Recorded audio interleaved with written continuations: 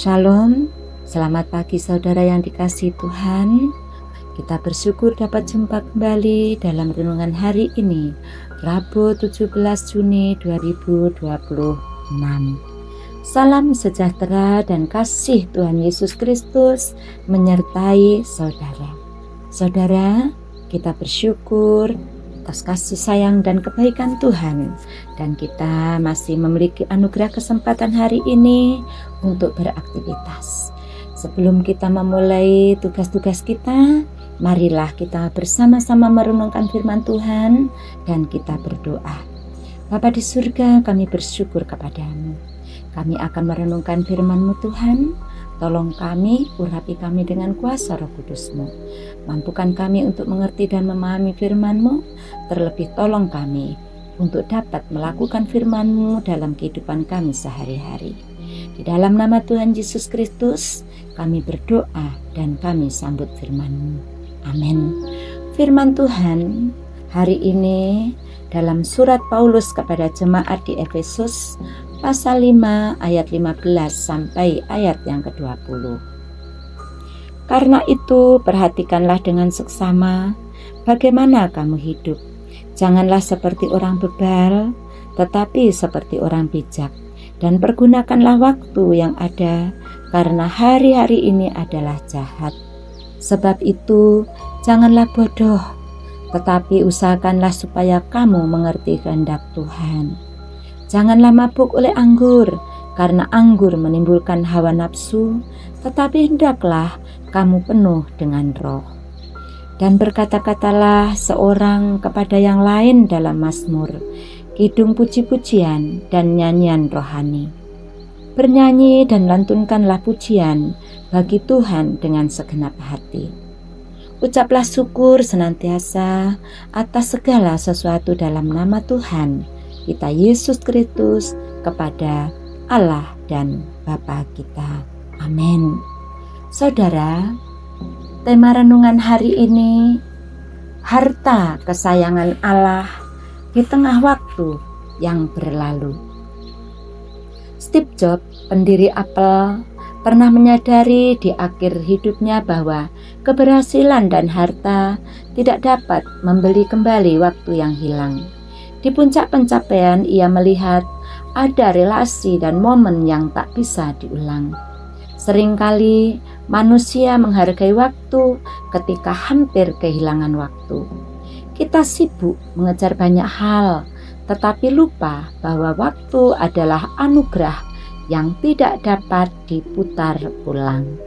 Dalam Efesus 5 ayat 15-20, Rasul Paulus menasihati jemaat untuk hidup dengan penuh hikmat dan mempergunakan waktu yang ada.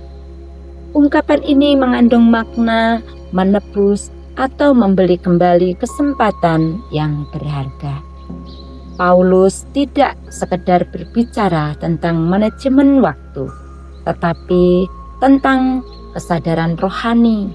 Jangan hidup seperti orang bebal, melainkan seperti orang arif yang tahu bahwa hari-hari ini jahat. Hidup yang ditebus Kristus bukanlah hidup yang dihabiskan dalam kelalaian, melainkan hidup yang dipenuhi Roh, ditandai dengan ucapan syukur, pujian, dan ketaatan. Disitulah tampak identitas kita sebagai umat tebusan, harta kesayangan Allah yang dipanggil untuk hidup bermakna.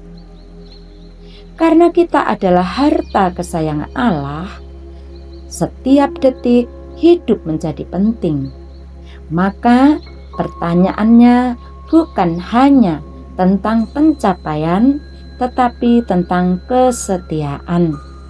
Di tengah kesibukan, kita diajak berhenti sejenak, menata ulang prioritas dan mengisi waktu dengan hal-hal yang kekal.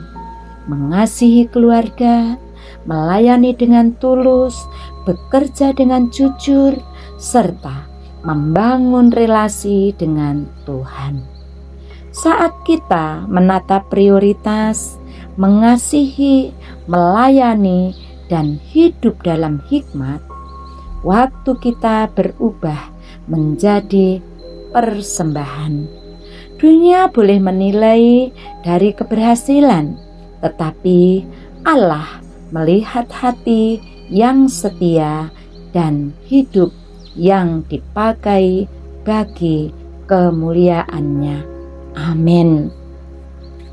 Demikianlah renungan kita hari ini. Kiranya firman Tuhan senantiasa menuntun kehidupan kita, dan kita berdoa. Bapa di surga, kami bersyukur kepadamu atas penyertaan dan kebaikan-Mu dalam kehidupan kami. Pada saat ini Tuhan, tuntun kami dengan firman-Mu agar kami senantiasa ada dalam rel kebenaran firman-Mu.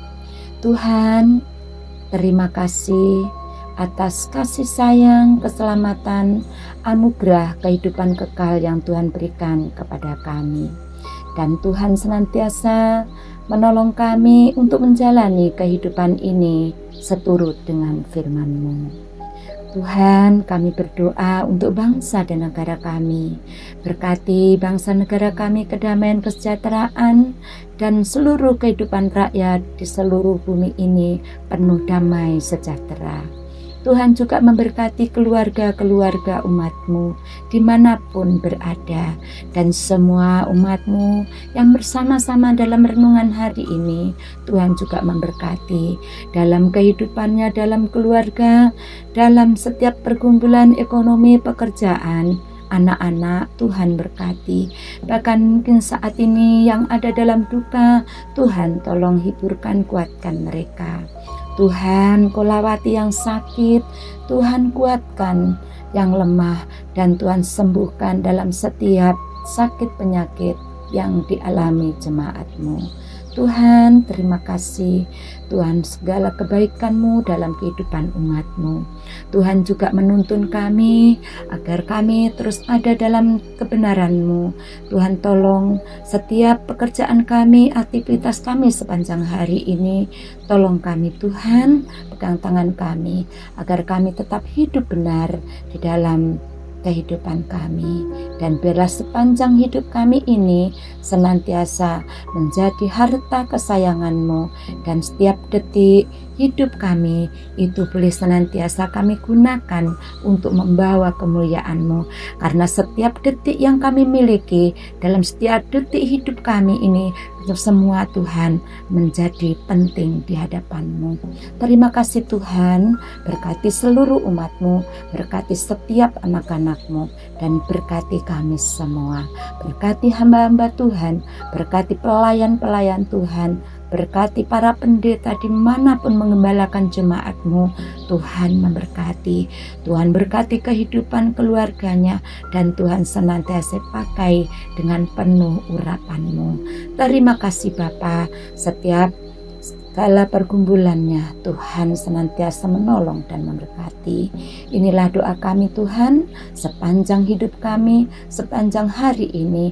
Tolong kami senantiasa agar kami hidup senantiasa berkenan kepadamu. Dalam nama Tuhan Yesus Kristus Allah kami yang hidup, kami berdoa. Amin. Marilah kita terima berkat saudara. Kiranya Allah mengasihani kita dan memberkati kita. Kiranya Ia menyinari kita dengan wajah-Nya. Amin. Demikianlah renungan kita hari ini saudara. Selamat beraktivitas dan selamat jumpa kembali di renungan berikutnya.